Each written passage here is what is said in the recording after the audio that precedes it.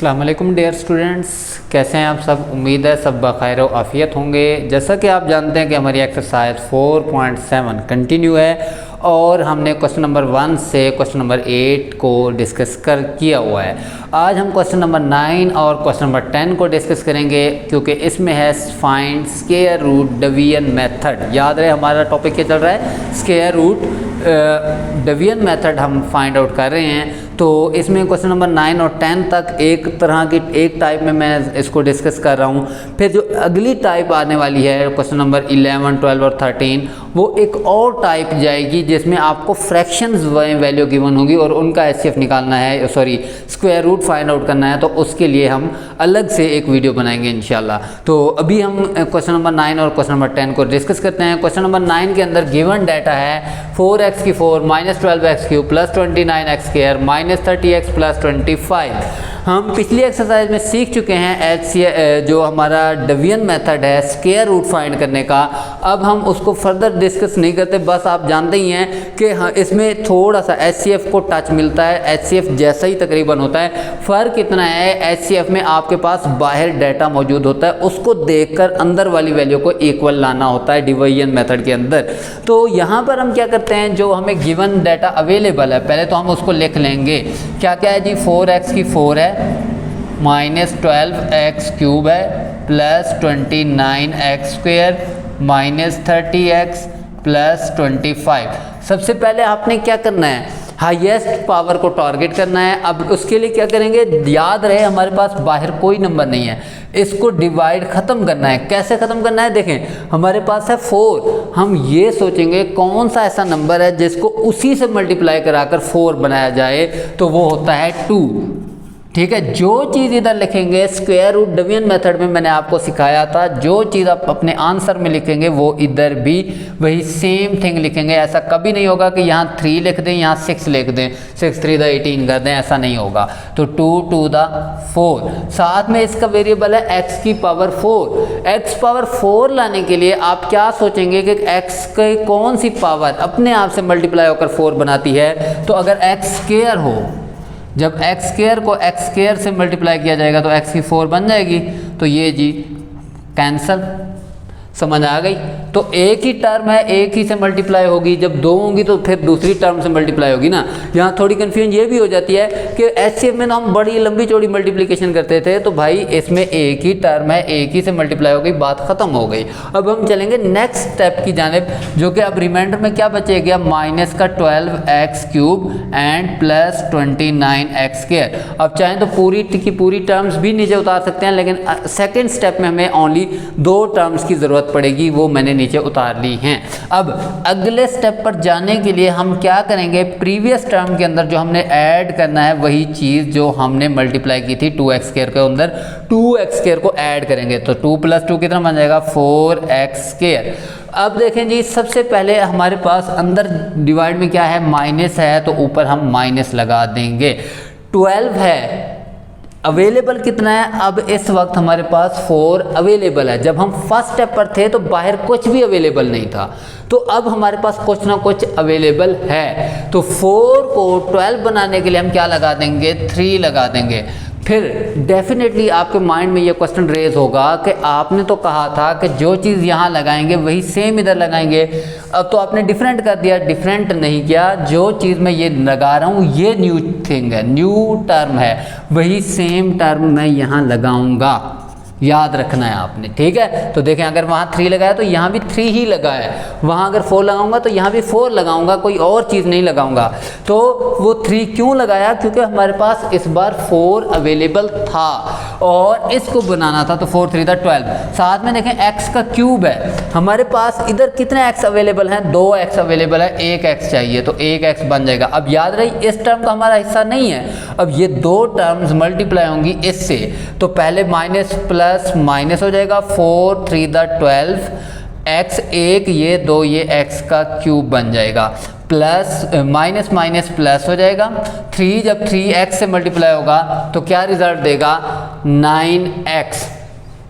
तो अगर हम इसको 9x इधर लिख लें, ऊपर देखें पावर कितनी है हमारे पास, x की पावर 2 है और यहाँ हमारे पास कितनी, सॉरी एक और चीज़ हमसे मिस्टेक हो गई, हमने इस टर्म में अगर x लगाया था तो यहाँ भी x लगाएंगे। 3 तो हमने लगा लिया था लेकिन साथ में इसमें x लगाया था तो वही सेम थिंग लगाएंगे, ठीक है। तो जब 3x से मल्टीप्लाई होगा तो 9x² बन जाएगा। नीचे वालों के साइन चेंज करेंगे, ये कैंसिल हो गया। -9x² प्लस 29 से 9 जाए तो 20x² बचेगा। और अगली टर्म्स हम नीचे उतारेंगे। अब कौन कौन सी रह गई हैं, 30x एंड 25, -30x प्लस 25। अब ये हमारे पास रिमेनिंग में मौजूद हैं। अभी भी हमने डिवाइड करना है जब तक कि नीचे ख़त्म नहीं हो जाती सारी टर्म। अब देखें अगले स्टेप पर जाने के लिए प्रीवियस टर्म जो होती है वो अगेन आप ऐड कर देते हैं। -3x में -3x को क्या कर देंगे, ऐड करेंगे तो माइनस का 6x²। अब ये सेम रहेगा 4x², ये बन जाएगा -6x। अब फिर से आपने अपने माइंड को यूज़ करना है, आपने टारगेट करना है ओनली ऑन 20 को। 20 है, अवेलेबल कितना है बाहर 4। तो पहले देखें ये प्लस की टर्म है तो ऊपर प्लस लगाएंगे तो 20 को 4 को 20 बनाना हो तो 4 5 20। मैं अगेन याद दिलाता चलूँ कि अगर मैंने यहाँ 5 लगाया है, मैंने यहाँ से देखकर यहाँ टर्म लगानी है। जो ये टर्म लगेंगी वही सेम टर्म इधर लगाएंगे। अब x² है, x² तो हमारे पास अवेलेबल है तो हमें कोई x नहीं चाहिए तो 4 5 20 x²। -6 की बारी है, प्लस -6 5 30 और साथ में ये वाला x प्लस 5 5 25। तो अगर आप इनके साइंस को चेंज करेंगे सारी टर्म्स नीचे कैंसिल हो जाएंगी क्योंकि एक ऊपर प्लस की होगी, एक नीचे माइनस, एक प्लस एक माइनस। ये रिमाइंडर क्या हो गया, ख़त्म। जब रिमाइंडर कुछ नहीं बचेगा तो ये जो है हमारा ये स्क्वायर रूट का आंसर है। याद रहे हम HCF नहीं ले रहे, हम स्क्वायर रूट ले रहे हैं। तो इस वजह से अगर HCF ले रहे होते तो ये आंसर होता, लेकिन अब हम लिखेंगे स्क्वायर रूट। क्या आया जी, स्क्वायर रूट में आपको पता है 2 साइंस लगते हैं, एक प्लस का एक माइनस का, और स्क्वायर रूट का आंसर क्या आया 2x² -3x प्लस 5। ये हमारा आंसर है। तो इसके बाद हम चलते हैं इस क्वेश्चन नंबर 10 की जानिब। क्वेश्चन नंबर 10 भी यही सेम स्टेटमेंट के ऊपर है। फाइंड करना है हमने square root by division method, लेकिन इसमें थोड़ा सा टेक्निकल पॉइंट्स हैं, वो गौर से सुनिएगा। 1 - 10x प्लस 27x² -10x³ और प्लस x⁴।